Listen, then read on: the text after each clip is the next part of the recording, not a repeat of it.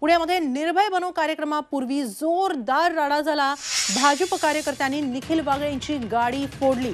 Nikhil Wagle police बंदोबस्तात जात असताना भाजप कार्यकर्त्यांनी त्यांच्या गाडीवर दगडफेक केली, शाईफेक केली, तर जिवंत असेपर्यंत आपला संघर्ष सुरूच राहील। एका वाघेना माराल हजारो वाघे जिवंत होतील असं निखिल वाघेंनी म्हटलंय। आपण 7व्यांदा हल्ल्यातून वाचलोय, हल्लेखोरांना आपण माफ केलं असंही वाघेंनी म्हटलंय।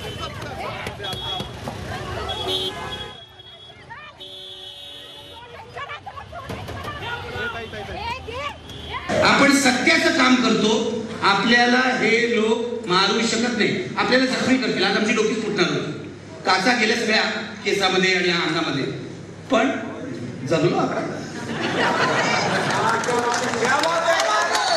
जिवंत राहिलो आणि जोपर्यंत आम्ही जिवंत आहोत तोपर्यंत तुमच्याशी संघर्ष करणार। या भारताचा हिंदू पाकिस्तान होऊ देणार नाही।